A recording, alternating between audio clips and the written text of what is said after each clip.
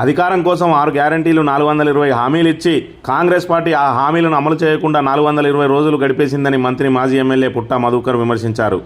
మాజీ ముఖ్యమంత్రి KCR, BRS party working president KTR పిలుపులో భాగంగా మోసపూరిత మాటలతో పాలన చేస్తున్న రేవంత్ సర్కార్ కళ్ళు తెరిపించాలని కోరుతూ గురువారం మంతని పట్టణంలోని మహాత్మాగాంధీ వర్ధంతి సందర్భంగా విగ్రహానికి పూలమాల వేసి నివాళులర్పించి అనంతరం వినతిపత్రం సమర్పించారు. ఈ సందర్భంగా ఆయన మాట్లాడుతూ ఆనాడే మహాత్మాగాంధీ స్థాపించిన కాంగ్రెస్ పార్టీ స్వాతంత్రం వచ్చిన తర్వాత ఉండవద్దని చెప్పారని, కాంగ్రెస్ పార్టీ భవిష్యత్ కార్యాచరణ గాంధీకి ముందే తెలుసని ఆయన అన్నారు. ఇవాళ గాంధీల పేరు పెట్టుకుని ప్రజలను మోసం చేస్తూ రాష్ట్రాన్ని సర్వనాశనం చేస్తున్నారని ఆయన విమర్శించారు. ఇప్పటి వరకు కాంగ్రెస్ ప్రభుత్వం అన్ని వర్గాలను మోసం చేసిందని, ఈ రాష్ట్రంలో కాంగ్రెస్ ప్రభుత్వ పాలనలో కార్మికులు, కర్షకులు, రైతులు ఎవరూ బాగాలేరని ఆయన ఆవేదన వ్యక్తం చేశారు. గాంధీ పేరు చెప్పుకుంటూ ఆయన ఆశయాలను నిర్వీర్యం చేస్తున్నారని, ఈనాడు రాష్ట్ర ప్రజలు ఒక విచిత్రమైన పరిస్థితులలో జీవనం సాగిస్తున్నారని ఆయన ఆవేదన వ్యక్తం చేశారు. ప్రభుత్వం అంటే ఒక నమ్మకం ఉండాలని, ముఖ్యమంత్రి అంటే ఒక ధైర్యం ఉండాలని, కానీ రాజ్యాంగాన్ని కూనిచేస్తూ కాంగ్రెస్ పార్టీలో కొనసాగుతున్న రేవంత్ సర్కార్కు ఒక్కరోజు పరిపాలించే నైతిక హక్కు లేదన్నారు. నాడు ముఖ్యమంత్రి మాట్లాడితే ఏదో మేలు జరుగుతుందనే నమ్మకం ప్రజల్లో ఉండేదని, కానీ ఈనాడు ముఖ్యమంత్రి మాట్లాడితే నవ్వుకునే పరిస్థితులు ఏర్పడ్డాయని ఆయన విమర్శించారు.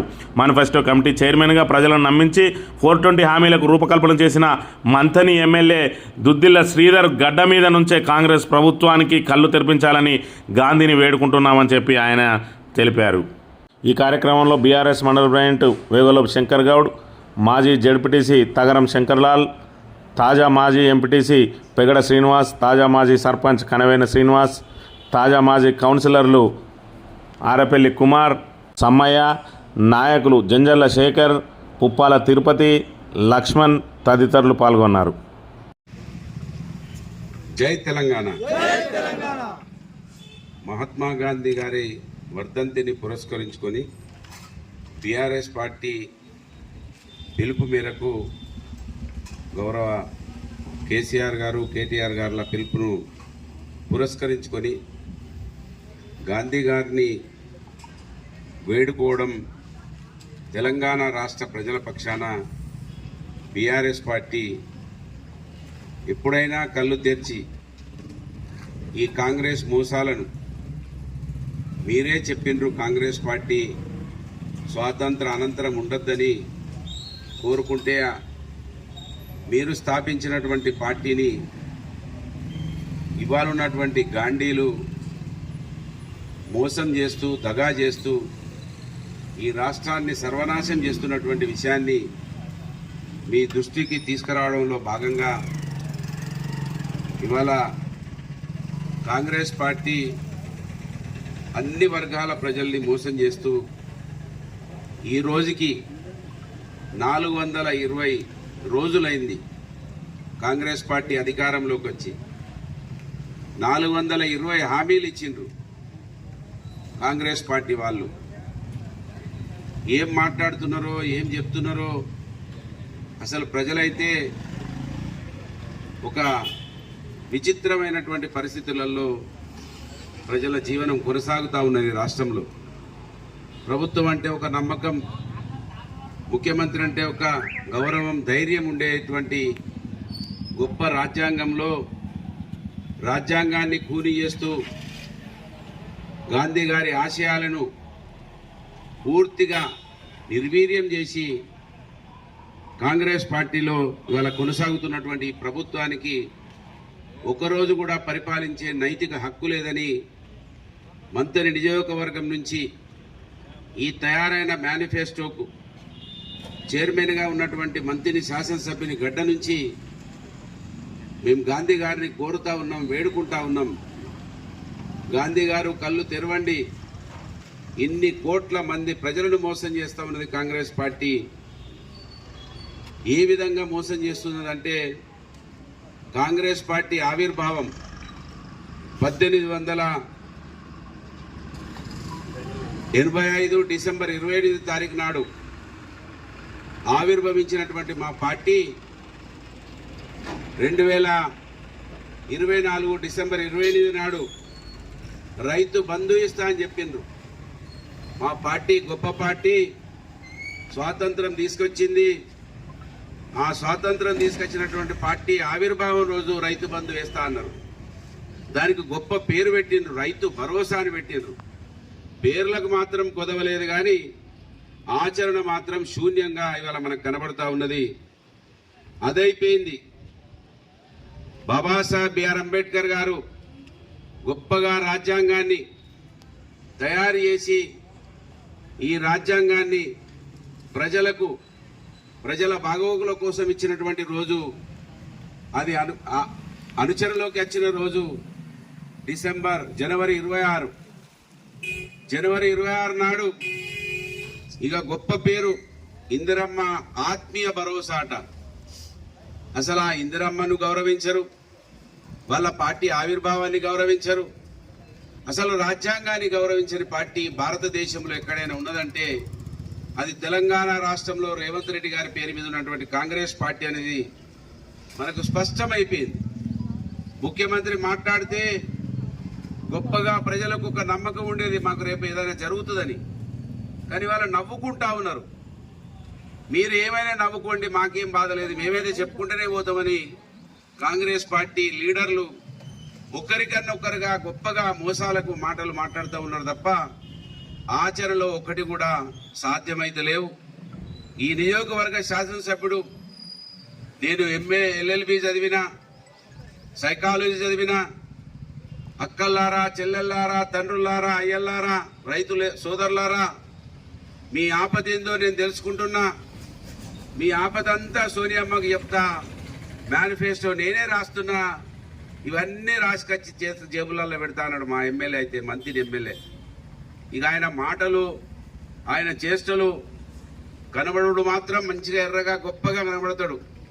కానీ లోపట హృదయం అంతా చీకటి, కుట్రలు కుతంత్రాలతో నడిపించినటువంటి మా ఎమ్మెల్యే, గొప్ప ఎమ్మెల్యే తయారు చేసింది 420 హామీల మేనిఫెస్టోను. మీరు మీ మేనిఫెస్టో పుణ్యంగా ఎమ్మెల్యే గారు, గాంధీ గారి ద్వారా మిమ్మల్ని అడుగుతున్నాం, మీ పుణ్యాన మీరు మీ నాయకులు రాజ్యాంగాన్ని అవమానపరుస్తున్నారు, మీ అమ్మ ఇందిరమ్మని అవమానపరుస్తున్నారు, మీ కాంగ్రెస్ పార్టీ ఆవిర్భావ దినాన్ని అవమానిస్తున్నారు. ఇవాళ 420 రోజుల పుణ్యాన ఇప్పటి వరకు రైతులు 416 మంది రైతులు చనిపోయినారు. మీ మాటల పుణ్యాన, మీ చేష్టల పుణ్యాన దాదాపు 100 మంది ఆటో డ్రైవర్లు, నిన్నగాక మొన్ననే చూసిన మనం, ఆటోల్నే ఉరిపెట్టుకొని చనిపోయిండు పాపం ఒక మిత్రుడు. అంతేకాకుండా 55 మంది విద్యార్థులు, గురుకుల పాఠశాలలో చదివేటువంటి విద్యార్థులు చనిపోయినరు. అంతేకాకుండా మీ పుణ్యాన, మీ పరిపాలన, మీ మేనిఫెస్టో పుణ్యాన 30 మంది పైగా చేనేత కార్మికులు, చేనేత బిడ్డలు చనిపోయినరు. అయ్యా, ఇప్పటికైనా కళ్ళు తెరవండి. గాంధీ గారిని వేడుకుంటున్నాం. గాంధీ గారు, మీరు ఏదన్నా వాళ్ళ కలలు వచ్చన్నా చెప్పండి. అయ్యా, ఇది పరిపాలన కాదు. రాజ్యాంగం అంటే స్వాతంత్రం స్ఫూర్తితో మనం పోరాటం చేసి బ్రిటిష్ వాళ్ళను పారదోలి మన రాజ్యం మనం తెచ్చుకొని గొప్పగా జీవించాల్సినటువంటి ఈ దేశం, రాష్ట్రం అన్నమో రామచంద్ర అని వాళ్ళ సంతోషం ఉంటలేదు. కుటుంబాలలో చావులుంటున్నాయి. ఎప్పుడు ఎవరు చనిపోతారో తెలుస్తలేదు. ఒక్క వ్యవస్థ బాగున్నదాంటి రాష్ట్రంలో ఒక్క వ్యవస్థ బాగలేదు. రైతులు బాగలేరు, కార్మికులు బాగలేరు, కర్షకులు బాగలేరు. మా అక్క చెల్లెళ్ళనైతే నట్టేట ముంచిండ్రు వీళ్ళు. ఇందిరమ్మ మా రాజ్యం అని చెప్పి కళ్యాణ లక్ష్మిలో తులం బంగారం ఇస్తామన్నారు. ఆ కళ్యాణ లక్ష్మి దేవుడు చందంగా నడుస్తా ఉన్నది. అంతేకాకుండా 2500 ఇస్తామన్నాడు మా ఎమ్మెల్యే, మంత్రి ఎమ్మెల్యే. అక్క 2500 నెలకు మీ అకౌంట్లో వేస్తా అన్నాడు. 25 పైసలు వస్తలేవు. ఈ విధంగా మోసం చేసినటువంటి కాంగ్రెస్ పార్టీ కళ్ళు తెరవాలని మేము చెప్పకుండా కూడా ఆ రోజులలో ఇవాళ కాంగ్రెస్ పార్టీ వాళ్ళు మాట్లాడుతున్నారు రేషన్ కార్డులు ఇవ్వలేదని. 6 లక్షల పైచీలకు రేషన్ కార్డులు ఇచ్చింది కేసీఆర్ గారి బీఆర్ఎస్ పార్టీ ప్రభుత్వం. అంతేకాకుండా మీలాగా డబ్బాలు కొట్టుకోలేదు. రేషన్ కార్డులు అనేటి నిరంతర ప్రక్రియగా చూసింది కేసీఆర్ గారి బీఆర్ఎస్ పార్టీ ప్రభుత్వం. 6 లక్షలు ఇచ్చినట్టు ఎవరికి కూడా మేము చెప్పుకోలే. అది జరిగిపోయింది ప్రక్రియ. పెన్షన్లు కావచ్చు నిరంతరంగా కొనసాగినాయి. ఆ విధంగా జరిగినాయి. ఇవాళ మేము 6, మీరు సీలింగ్ పెట్టిరు ఎంత మంది ఉన్నా కూడా 20 కిలోల బియ్యం అని. కానీ మేము ఆ సీలింగ్ తీసేసినాం. ఎంతమంది మాకు సంబంధం లేదు, ఇంటికి ఒక మనిషికి 6 కిలోల చొప్పున ఎంతమంది ఉంటే అన్ని కిలోలు ఇచ్చినాం. 10 మంది ఉంటే 60 కిలోలు ఇచ్చినటువంటి చరిత్ర కేసీఆర్ గారి ప్రభుత్వానికి ఉన్నది. అంతేకాకుండా ఆ రోజు రేషన్ కార్డు రావాలంటే ఇన్కమ్ ట్యాక్స్ సీలింగ్ ఉండే, దాన్ని కూడా పెంచినాం మేము. ఇవాళ మీరు ఇన్కమ్ ట్యాక్స్ సీలింగ్ తీసేయలే. ఇంకా మేము ఏదైతే సీలింగ్ పెట్టినామో అదే సీలింగ్ లో మీరు ఉంచిండ్రు. రోజుకొక మాట మాట్లాడుతున్నారు. ఆ 6,000 రూపాయలు ఏదో మీరు ఇందిరమ్మ ఆత్మీయ భరోసా అంటున్నారో దాన్ని వేయాలన్నా కూడా 20 రోజులు ఉపాధి హామీ పనులు చేయాలంటే ఊర్లలో 100 మంది వెళ్తున్నారు. కానీ మీరు చూపించేది 20 మందో 10 మందినో చూపిస్తున్నారు. ఈ విధంగా మాటలు చెప్పి కూడా అన్యాయం చేస్తున్నటువంటి కాంగ్రెస్ పార్టీ కళ్ళు తెరవాలని ఇవాళ బీఆర్ఎస్ పార్టీ కార్యక్రమాన్ని తీసుకోవడం, ప్రజల పక్షాన ఎప్పటికప్పుడు మంత్రి ఎమ్మెల్యే కావచ్చు, కాంగ్రెస్ పార్టీ ప్రభుత్వం కావచ్చు, మా మీద కేసులు పెట్టి మమ్మల్ని ఇబ్బంది పెట్టి అనగదొక్కాలని చూసినా కూడా మేము ప్రజల కోసం వచ్చిన వాళ్ళం, ప్రజల కోసమే మా తుది శ్వాస ఉంటుందని ఈ నియోజకవర్గంలో అనేక సార్లు చెప్పినాం. అదే విధంగా ఉంటాం. మాకు ఆస్తుల కోసమో పదవుల కోసమో ప్రజా జీవితంలోకి వచ్చిన వాళ్ళం కాదు గనక ప్రజల అభ్యున్నతి కోసం ఇదే ఎమ్మెల్యే గారు ఆ రోజు ప్రతిపక్షంలో ఉన్నప్పుడు అధికారులను రివ్యూకు పిలిచి మీరు పనులు చేయొద్దు, మీరు పనులు చేస్తే నాకు ఇబ్బంది అవుతుంది, నేను ఎన్నికలలో ఈ పనులు కాదే ప్రభుత్వం చేయలేదని వాడుకుంటా అన్నాడు.